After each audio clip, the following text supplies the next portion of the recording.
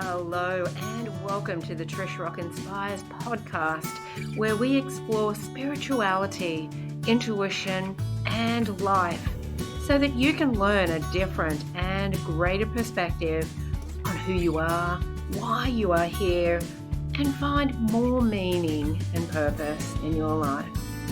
Please like, share, and subscribe wherever you enjoy your favorite podcasts. But now, sit back and enjoy this episode. Hello and welcome to this episode of Trish Rock Inspires. I am Trish Rock and this is series 6.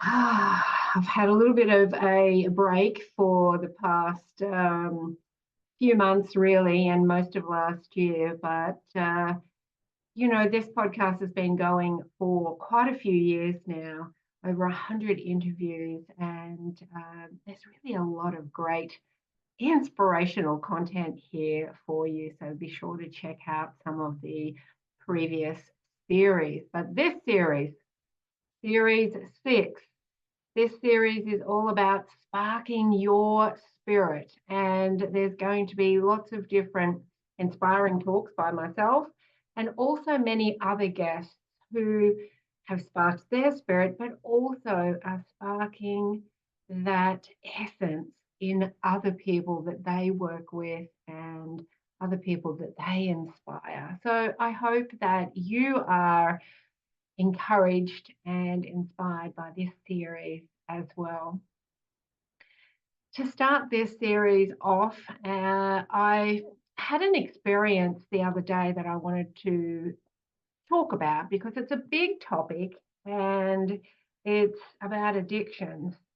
Now, what does that have to do with sparking your spirit? Well, I'm going to talk about that, but the reason it came up is because I drove into the city the other day, and I'm mostly at home now, and I really get nervous driving in traffic, into places where there's a lot of traffic. I get very nervous, and it was just really interesting the other day when this happened. I set myself up for success, and this is really what I'm going to encourage you to do today as well. If you are in a situation, I set myself up for success. I was comfortable. I had my GPS on. I had looked at where I was going the day before, and it took a little bit longer than I thought because the traffic was really quite bad, but I didn't get anxious. I didn't get nervous. And I was actually really calm, didn't get lost, got there on time, left and got home with relative ease. And this is easy for some people, right? But for me, it's not easy. So it was really noticeable that it wasn't easy, that it was easy. Sorry, it was noticeable that it was easy. And I was thinking about it on the way home, and really this year, since early on in the year, just a few months ago, I uh, I started some different ways of eating, basically eliminating my sugar addiction. That's basically what happened. And I have to say, my sugar addiction was my last addiction. And we'll talk about the other ones. And I kind of thought, you know what? It was ease today and quite peaceful taking this drive into the city in traffic, because my head didn't feel cloudy. And I really feel like the diet regimen that I've had recently has really helped with that. But I hadn't really noticed. But then once I noticed, I can see it now in other areas of my life. But I didn't notice until I'm driving home from the city the other day. And I thought, wow, I didn't have any fogginess at all on that trip. It was just really calm and peaceful and ease. And I really feel that letting go of sugar out of my life has really helped with that clarity. Now, what's that got to do with spirituality? The other thing that has also happened to me recently is that I'm more connected than ever before. And, we don't often put those pieces of the puzzle together. Like, oh, if I don't do that anymore, then I'd be more connected. Sometimes we just are under the notion that, well, if I just learn more, or if I just study that more, if I just go and learn that practice or that modality, then I'll be more connected. But I don't believe that's true all of the time. It may be true in some instances. I feel like there has to be uh, there has to be like that energetic clarity as well. And I feel I got that recently from letting go of sugar. And so that's how the whole topic came up, because then I thought about, what happened after I eliminated the other addictive behaviors out of my life. And I thought, wow, mostly I did all of that with ease because I was ready for the next spiritual step in my life. That's really my take on it. Um, and of course, everybody's different and everyone will have their own version of things. But this is just my version. And if it helps you and inspires you in some way, then that's why I've been drawn to tell the story. So this year, so I'll just tell you over the years what I have let go of. And some of them I have let go of with real peace and ease. And I want to explain how I did that. Others I've had to let go of because my body has said no more. And I've had to let go of it because my body was rejecting it in various ways. So this year, I have finally overcome my addictive behaviors with sugar. Last year, beginning of last year, I let go of my behaviors with alcohol. Around about 20, maybe 25 years ago, I let go of smoking. And that was a really hard one for me because I'd been smoking for so long. And then I've also let go of addictive behaviors around drugs, marijuana, speed.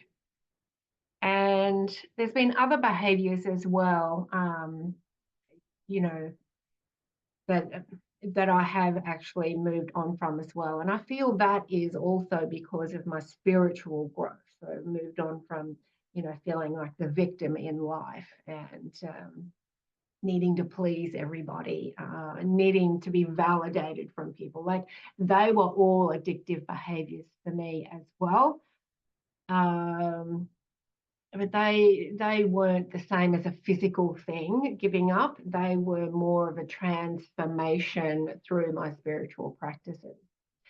But there is a way to really transform your life with so much peace and ease. And it really is, as I said in the beginning, it's setting yourself up for success, and listening to your body.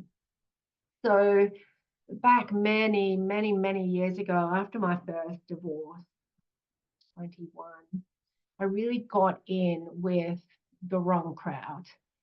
And there was a little period of time there where I really was with the wrong crowd and ended up on a 3-day bender in this dingy club. And I knew at the end of that, a lot of stuff happened in those 3 days. And I knew at the end of that if I did not stop that behavior, that I wouldn't live. I wouldn't live. And, there's always been this voice inside me saying, you're here for a reason, you're here for a reason. And this voice, this spirit within me is always there to be louder than the situation I'm in that could lead me the wrong way. It's always louder, and I've always listened to it. And so that particular addictive behavior, I knew it was either stay there and suffer really badly or move past it. And so I made the decision to move past it, and I totally transformed my life then in those next couple of years. Um, and bought my first business, and life really changed because I followed that voice within, and I knew that it just wasn't a good thing. And then a little while after I bought my business, I was with this person, and there was a lot of uh, weed. I'll just say it like that. And I got to a point with that was also, my body also said no more of this, because what happened was that I would go into my business and I couldn't remember people's names or anything about them. And that was a whole big part of my business, to remember all of those things. And I thought, okay, this is more important to me than numbing myself around this relationship. And so I made the decision then to get rid of that person and get rid of that element of my life. And it wasn't easy. This person wasn't happy about it, and ended up getting, a restraining order. And, those little things that come up in life, sometimes they overwhelm us and we stay the same to avoid them. But when you're really in tune with who you are, and you listen and you trust those voices within, you know that spirit's got your back. And yes, there are things that have to happen along the way that are maybe not so pleasant at the time. But when you know you've got that calling inside you to be more, you can overcome it. And that time was also when my father first appeared to me in spirit, and came and sat on the end of the bed one night and just said everything will be okay. And so I knew that I wasn't alone. So in those two instances, it really was a choice of that or living. I'll just say that. The next addictive behavior that I decided to overcome was smoking. And I've been smoking since I was 11. And so I had given up quite a lot of times, and nothing had worked. And I got to a point just before I was 40, or around about I think it was I was 38, something, I think. I can't remember. I thought, you know what? I need to just be a non-smoker. Because here's the thing also, if you are trying to give up anything addictive, even just the words giving it up can make you anxious, right? I know it did for me. It's like, oh, but what if I really need one? But what smoking was actually doing for me was, the smoking was creating anxiety, because I'd be invited out somewhere and immediately I'd be like, oh gosh, how long before I can have my first cigarette? And I would be in total anxiety. So I would very rarely go out, right? So there was an element of stop living, or, give this up. But there was also an element in me that just didn't want to do it anymore. And I knew that it was creating these blocks energetically for me. So I decided in the end to become a non-smoker and not actually give anything up, right? It's a different wording, I know, and it may, for someone who hasn't given something up, it may feel like the same thing for you, but it's really not. And so I decided to become a non-smoker, but I also played a few little games with myself, and because I didn't want the anxiety of um, I didn't want the anxiety of really, really wanting it and not being there. So the first thing I did was I kept one, one cigarette up on top of my fridge, just in case. I knew I wasn't going to have it because the other deal that I made with myself was that I would never buy another packet of cigarettes again.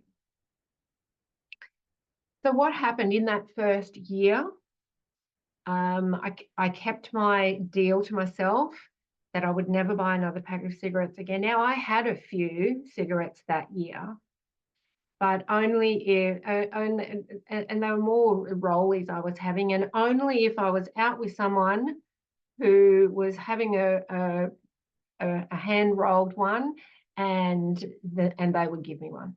That was it, because I was never going to buy another packet again, and I wasn't going to have that one on top of the fridge.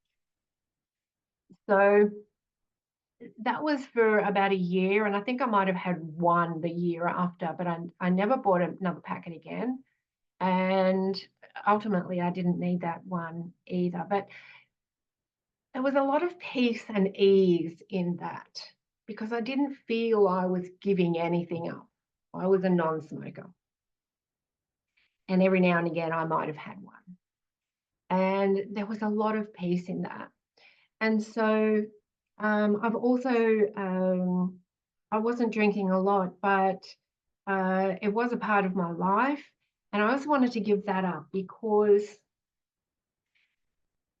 it was, it was, it was kind of very handy when I didn't want to think. It just blocked my mind because I'm a big thinker. So it just blocked my mind, and I didn't really want to do that anymore. So at the beginning of last year, when I decided that was enough of that, I also did that with peace and ease, right? I became a non-drinker, and I still have a bottle of cider in my fridge. It's probably totally rotten by now, but it was still there because I wanted that peace and ease, knowing that if I really, really, really needed a glass of something, that it was there. And so I really did do that with a lot of peace and ease. And yeah, and I mean, that's one of the reasons I'm bringing this topic up here, not to shout out about the, addictions that I've overcome, but to say that you can really do it with peace, with ease, by setting yourself up for success before you even start. Set yourself up for success physically, but also mentally. And I knew a few weeks before I had my last alcoholic drink that I was a non-drinker. I had already been prepping that mindset and my environment. And so it really, it really can be done with peace and ease. And the other thing is that you need something more important than that to aim for. And what was I aiming for? I was aiming for the ease of, if I get a great idea at 10 o'clock at night, to be able to hop on the computer and put it into action. That's what I was aiming for, because that had a higher value to me than sitting there vegging out. And then there was sugar. Now, I have to say also with the alcohol, what I also did was set myself up with a lot of non-alcoholic drinks, which really helped. And ultimately, what I discovered was that it wasn't really the alcohol that I needed at night. It was just that drink in my hand. It was kind of the sign that it was the end of the day. Like, oh, 5 o'clock, I need a drink in the hand. And so it was more of a habit of the drink in the hand than the alcohol, because I still felt the same after a non-alcoholic drink of some sort. So it wasn't really until the beginning of this year that I understood that it was also to do with the sugar in it, because both alcohol and non-alcoholic drinks, probably more in the non-alcoholic, have a lot of sugar. And I've got this addiction to sugar. I remember years ago, the other thing that my body made me give up was chocolate. It was rejecting it in many ways. And I'm like, okay, I can't do this anymore. I can't even drive, 15 minutes down the road without being anxious, like that my body is going to be like needing a bathroom, right? That's how bad it got. So like, okay, I had to do that. So that wasn't ease. That was my body really rejecting that. And so I had to give that up. But it was interesting at the time with that one, just for anyone who's interested and wants to give up chocolate, what I ended up doing was, okay, well, what can I have at night that's a bit sweet instead? And the mindset here is so interesting, because I would go to the shop and I'm like, okay, I'm going to have a mango. I'm going to buy a mango to have instead of the chocolate. And I would be freaking out about mangoes being like $5 or $6. I'm like, but Trish, you were spending $6 every day on chocolate with no problem. Like, we have to change our values around what we're putting in our body, but also what we're doing in all sorts of areas of values. So I just substituted that for a mango or for a yogurt or just something to have. So I wasn't sitting there going, oh, I wish I had a chocolate, because I would have been straight in the car down the shop, right? So try to create that peace and ease and set yourself up for success. Now, at the beginning of this year, I wanted to lose some weight. So I went on a keto diet, which was fantastic. But just as a consequence, I ended up being able to free myself from my sugar addiction. No sugar on a keto diet.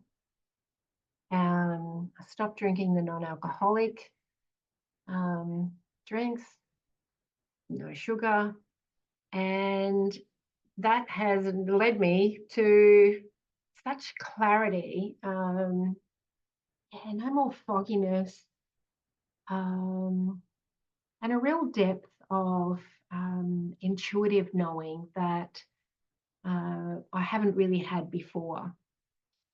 And there was a lot of peace and ease in that diet as well. And I really set myself up for success there too, right? With the mindset and support and peace and ease around it.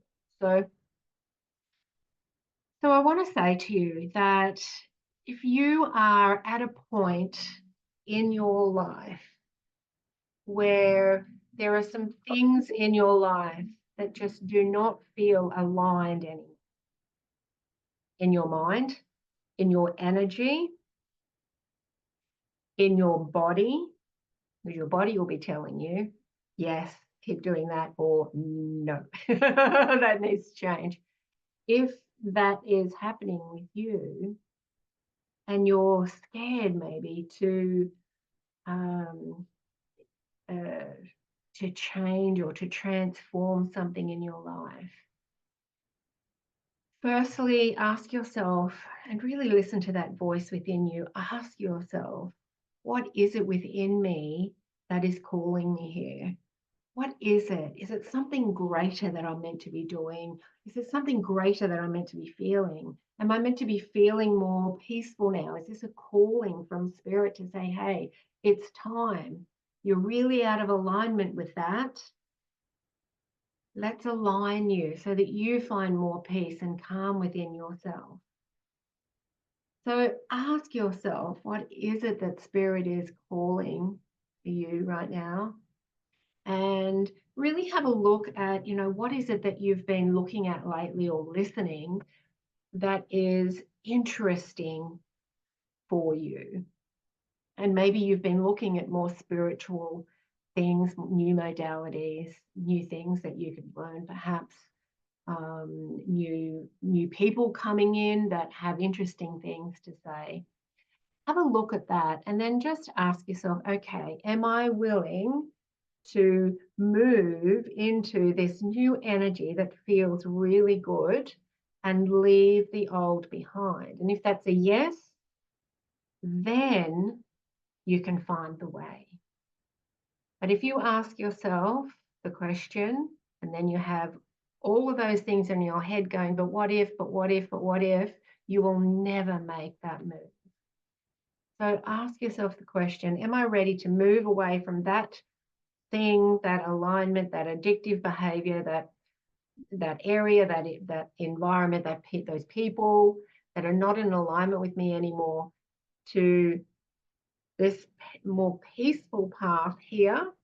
And if the answer is yes, then the next question is, okay, what's my next step? And whatever it is that you are transforming, set yourself up for success and do it with more peace and ease than ever before. And don't feel like you're ever giving anything up. What you're actually doing is simply transforming from the old to something new that is going to feel a lot better. And there may be some messiness along the way, but you've absolutely got this and you are never alone. Spirit is always with you and your guides are always with you. So if you are hearing that calling, say yes to yourself. Say yes to yourself and then figure out how. So that's a big topic, and I hope you are inspired in some way to make those changes in your life that you're being called to. If you've been called to listen to this podcast, then maybe there is something, maybe there is a message that your spirit is showing you that, yeah, it's time. It's time to live your best life. And if you're still living a life that's unaligned in any way, then you're not living your best life. So, and I want you to know that there truly can be a lot of peace and ease in that transformation. There truly can. When you know you're not alone, when you have something greater that you're aiming for, it'll work. And if it doesn't work, this is the other thing I want to say. If it doesn't work the first time, don't beat yourself up around it. Don't beat yourself up about it. That year I gave up smoking, it took me a year, like patches. What else did I do? I did also chewing gum. I did all sorts of stuff. Like all year I was, oh yeah, I'm giving up today. A week later, a month later, I'd failed. And then I'd do it again, fail again, do it again, fail again. It can be really disheartening. It can be crushing. Like, oh, I don't even want to try to do it again because I can't deal with the failure. Like, that is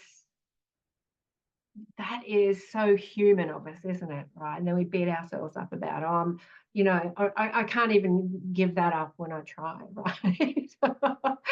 So be kind to yourself, because that is the peaceful way. It's like, you know what? I'm going to do everything in my power to put all the pieces in place. I'm going to become the non-smoker. I'm going to become this. I'm going to become that, as opposed to the other. And I'm going to be kind to myself. And I'm going to love who I am, even if it doesn't work this time. If it doesn't work this time, I'm going to set myself up again for success and try again. So be kind to yourselves, but tune in and listen to what your guides, what your spirit is calling you for right now. And ask yourself, what is it in life that I need to move away from and transform? And how can I do that with peace and ease? I hope you enjoyed this episode of Trish Rock Inspires. I will see you on the next one with a very exciting guest. So stay tuned for that one. In the meantime, if you want to connect with me All the details are in the description. You can reach out to me at trishrock.com and across all the socials at trishrock. Okay, until next time, bye-bye.